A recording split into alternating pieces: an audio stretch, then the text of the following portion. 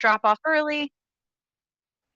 So we are recording it. If anyone has to drop off early or comes in late or any of that kind of stuff, we will be sharing this for you all, and we will get started.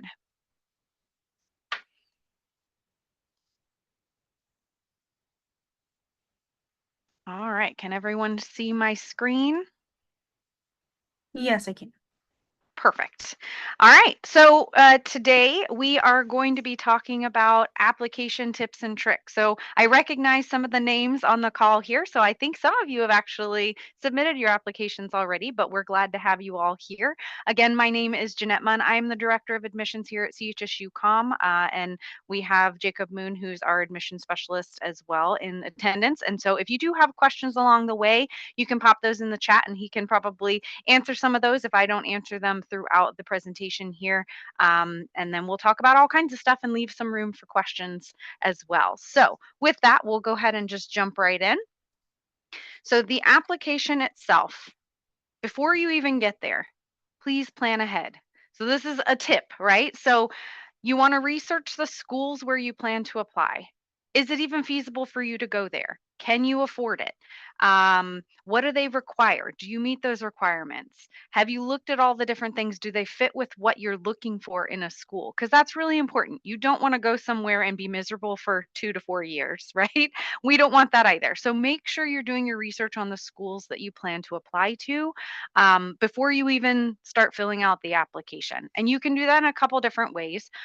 For the osteopathic medical schools or the DO schools, there's something called Choose DO, and I do have a link to that. So if you haven't looked at the Choose DO Explorer, I certainly recommend doing that so that you can compare and contrast schools, see what's important to you, what's important to the school, and kind of make that fit. From upfront, because it can get expensive if you're just applying to every school in the United States. I don't know that anyone has that kind of money. So narrow it down and kind of be a little more strategic, and then you'll be happier and your wallet will be happier, and hopefully you'll find the right school. So do your research, and then make sure you're looking at requirements, because you don't want to apply somewhere if you're not even going to get through. That's a waste of your money and your time. So definitely reach out to those schools, do your research, and then make sure you're reading everything carefully. Okay. A lot of times there's some instructions in there, or there's things that you need to complete. If those aren't complete, that's going to delay your process and everything. So do your research, and then give yourself time. Plan to apply early.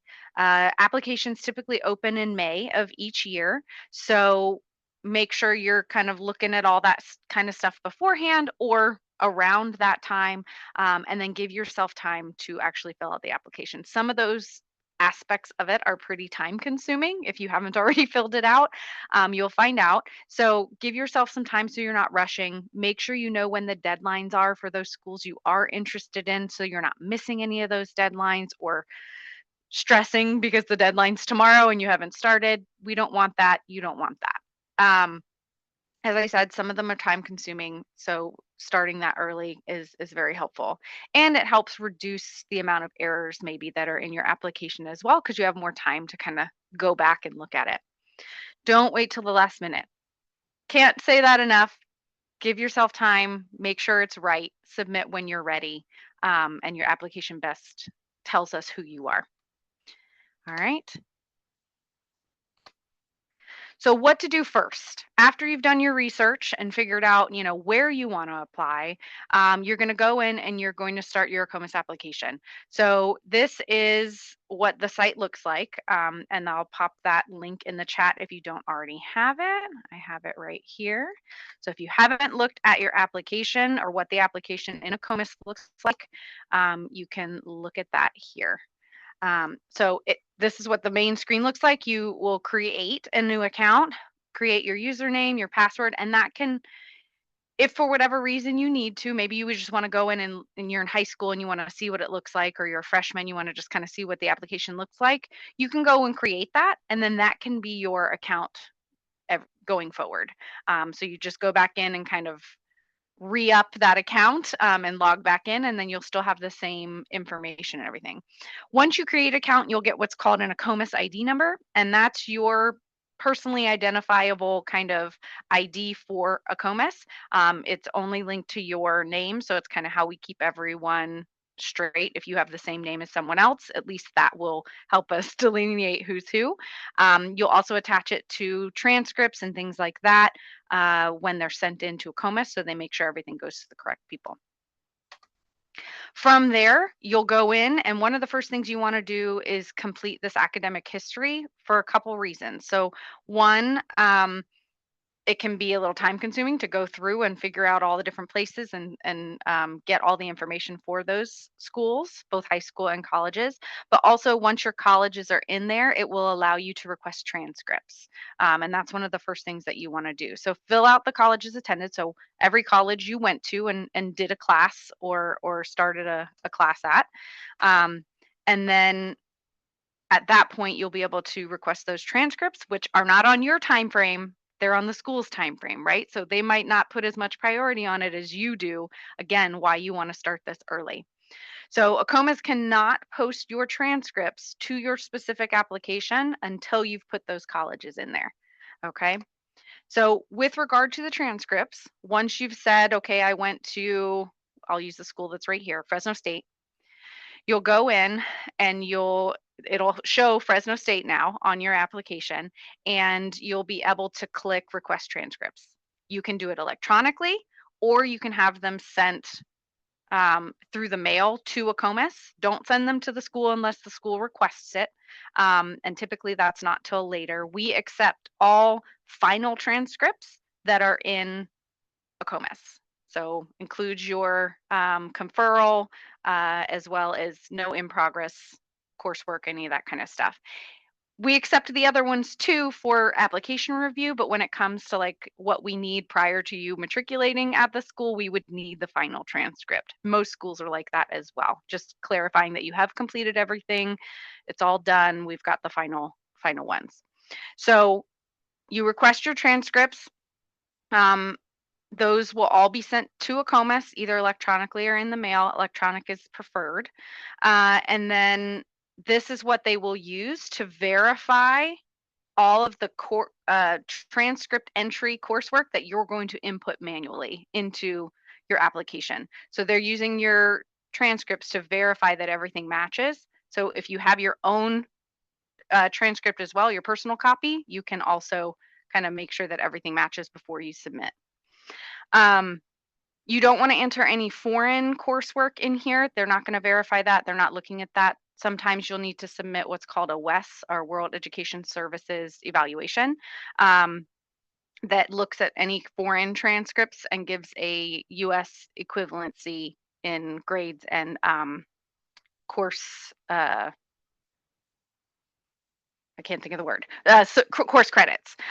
So all of that will be done through that WES evaluation if you have foreign coursework, but everything else you'll submit and get your transcripts for that.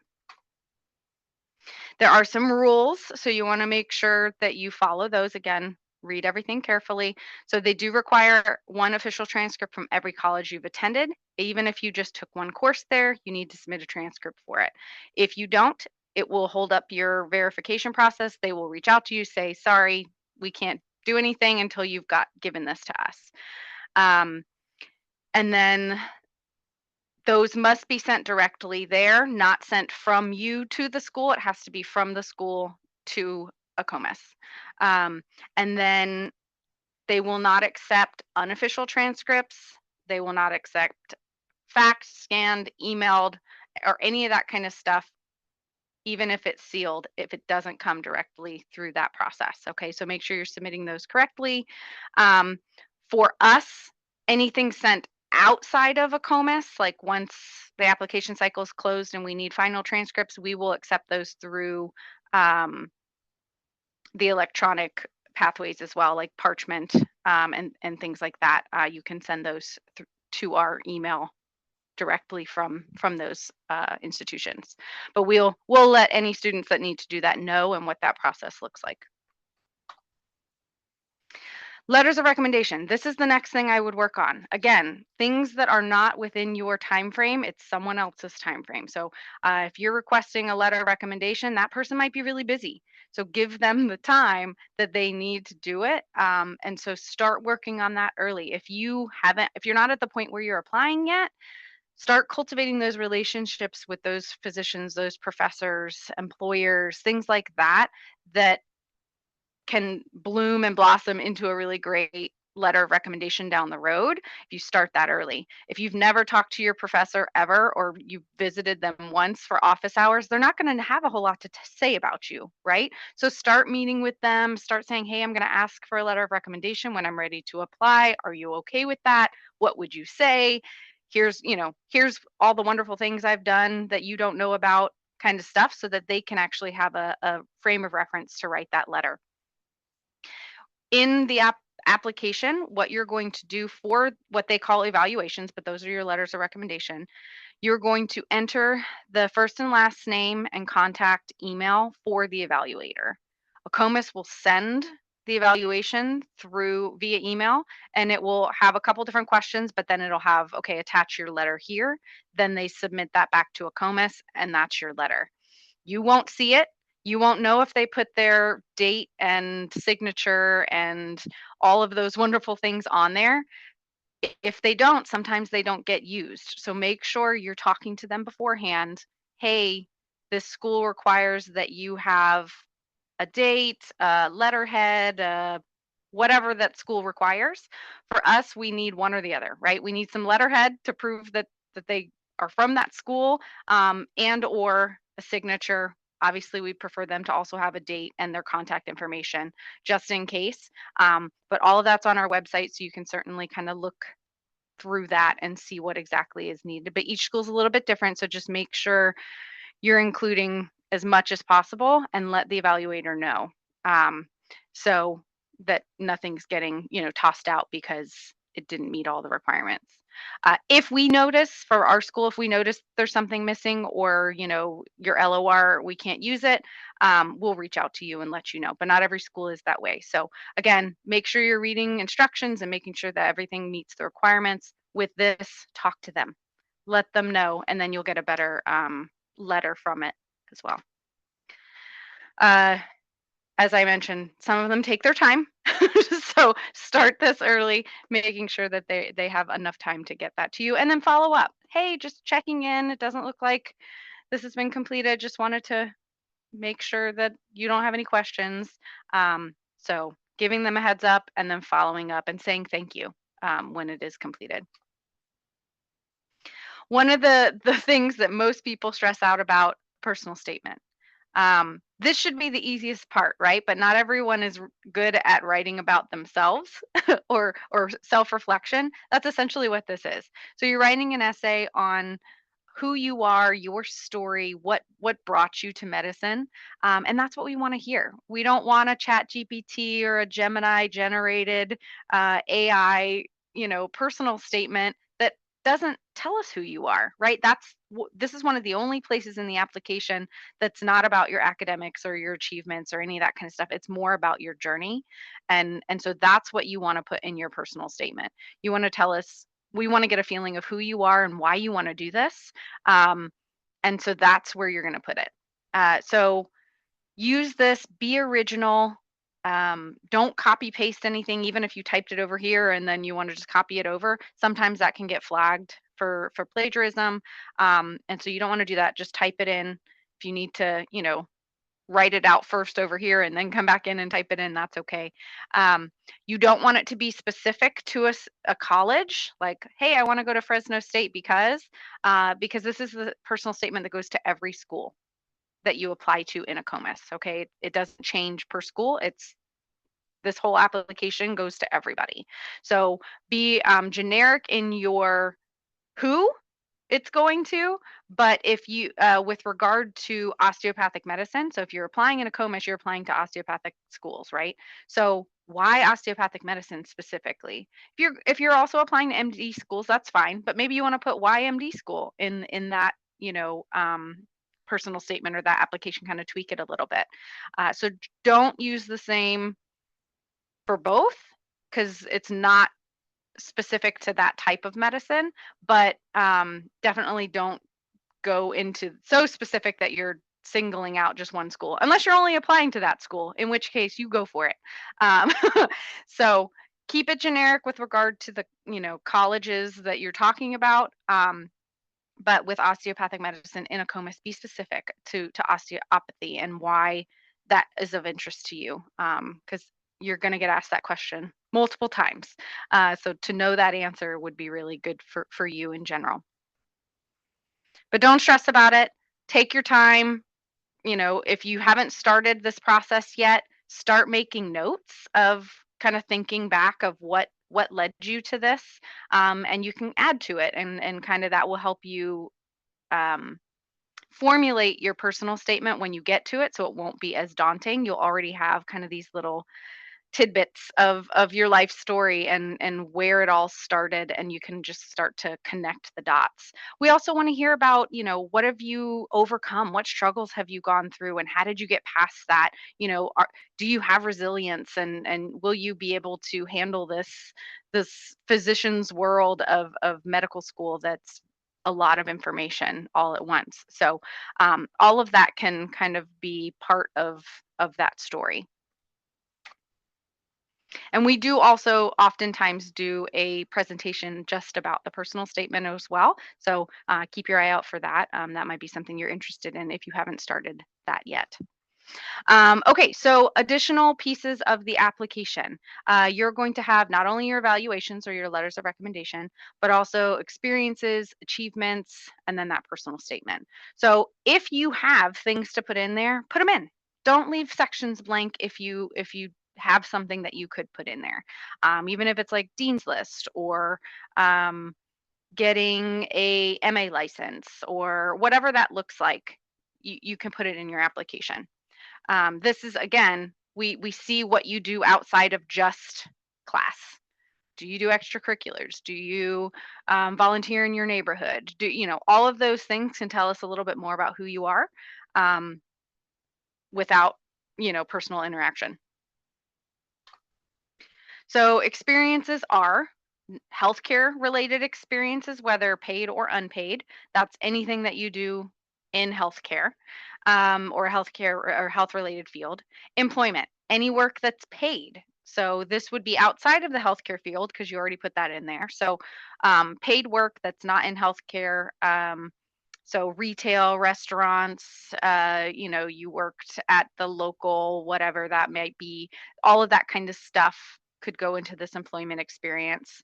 And then extracurricular activities. Were you the president of your XYZ club? Did you lead some kind of volunteer organization?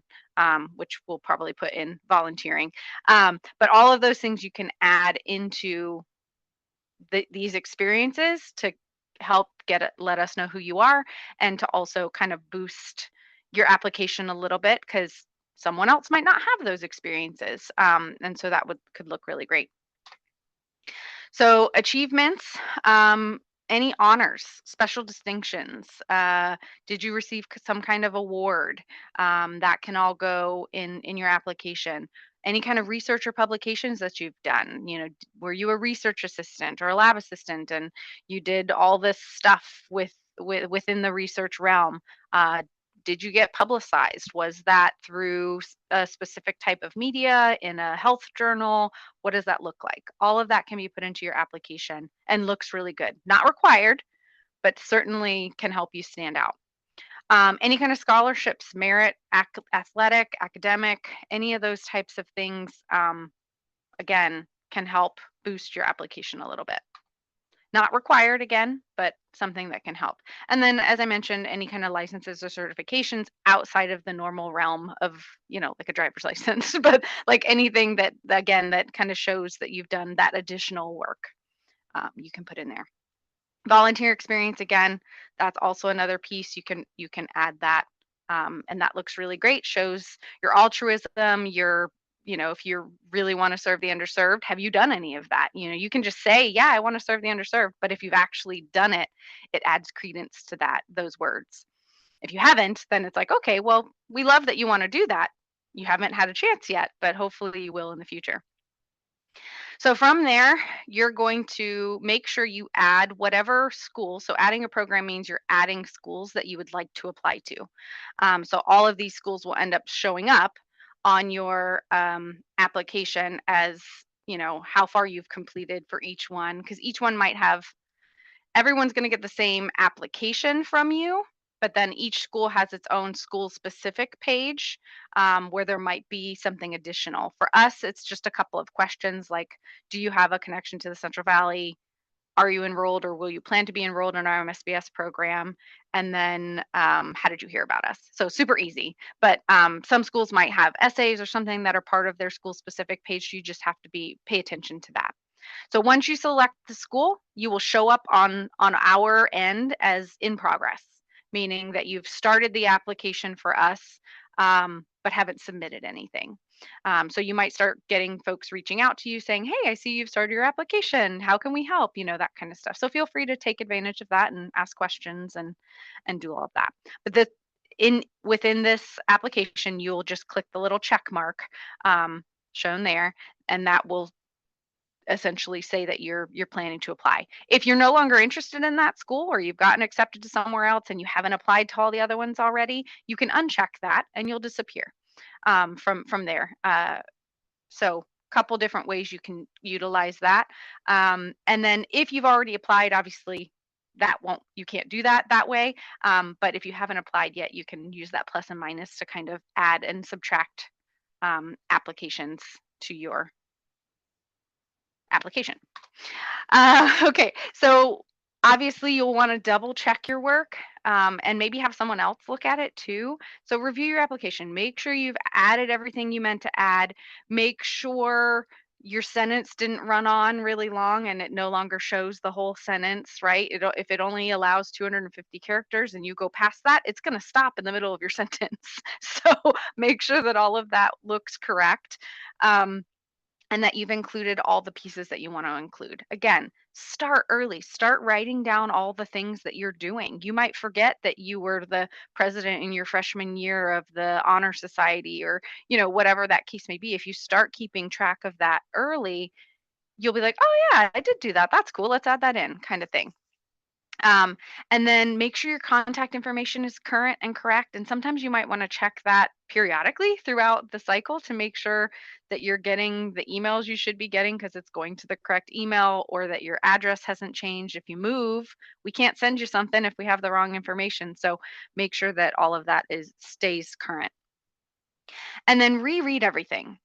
Have someone else look at it. Step away, come back, right? Because you'll see something new when that happens, or they might see something, or, "Hey, this doesn't make sense. Can you explain it?" In your mind, you wrote it, it made sense, but to someone else reading it who doesn't know you or wasn't in your brain at the time, might not understand it. So have additional people look at it, make sure it's as error free, spelling error free, grammatical error free as you can be. Will that make a huge difference? Probably not, but you want it to be as free of errors as you can. So have a couple people take a look at it, even if it's your pre-health advisor or your mom, any of those folks, friend, can go through and just kind of look at it, and they might get to know you a little bit better too, if it's your personal statement. So all of those things you can double check. There are a few things that you can't change after you submit your application.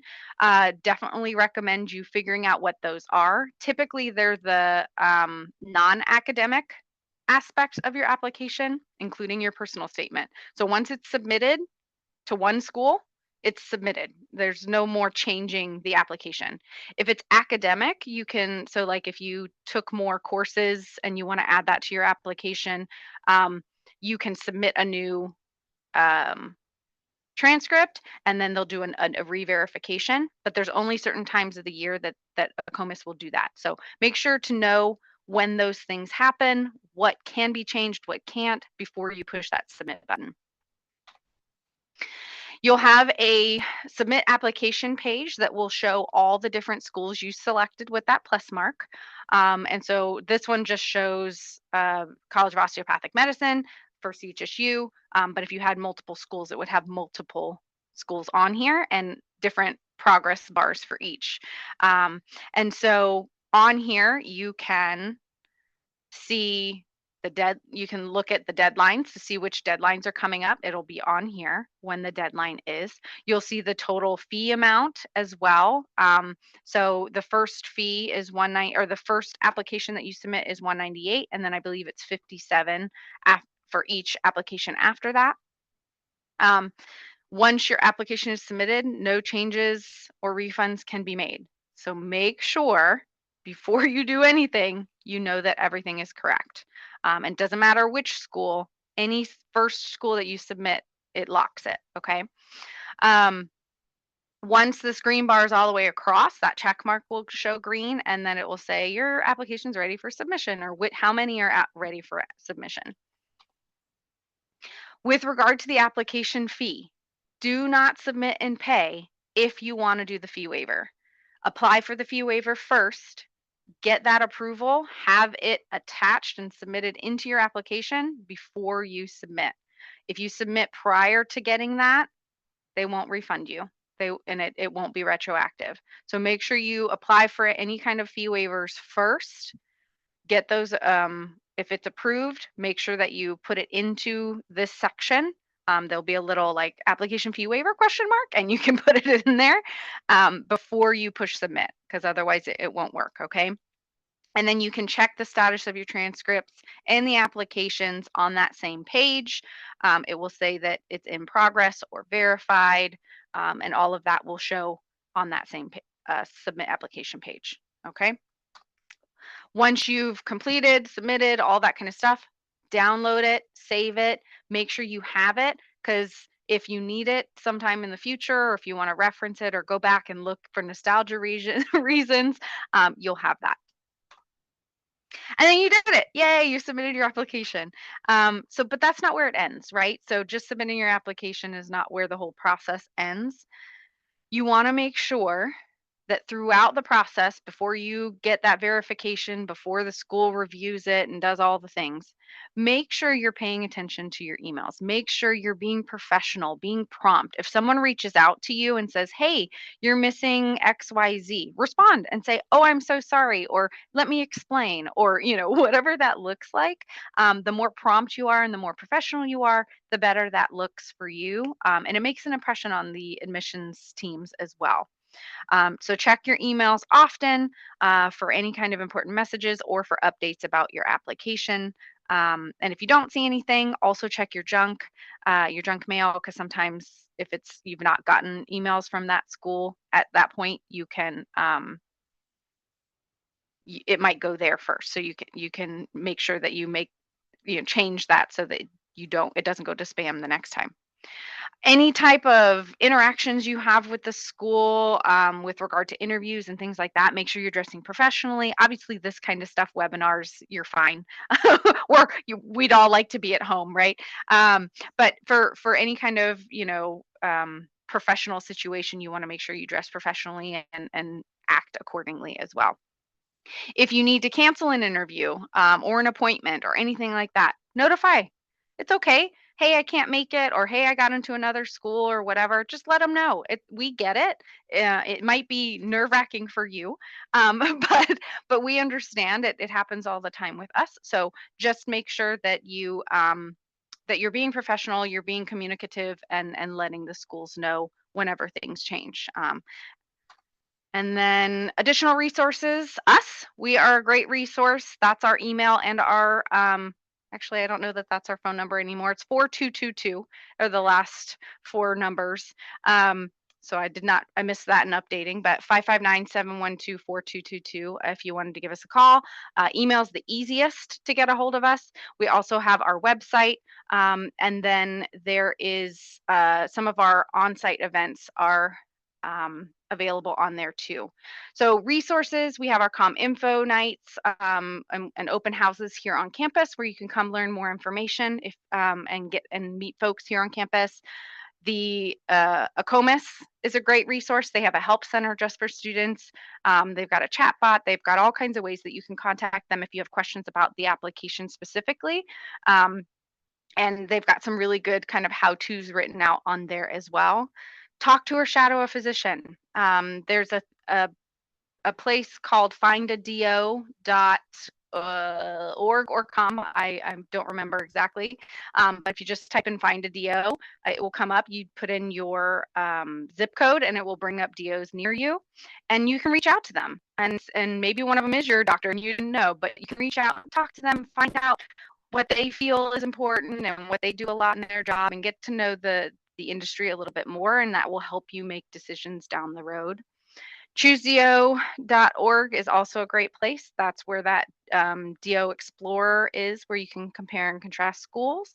And that's through ACOM, which is the American Association for Colleges of Osteopathic Medicine. So they have their own site with lots of information and tools and helpful things on there as well. Last, I will leave this with a couple of QR codes for upcoming events. If you're interested, we have a campus tour coming up this month. We do have campus tour every month, advising sessions every week, multiple times a week. We also have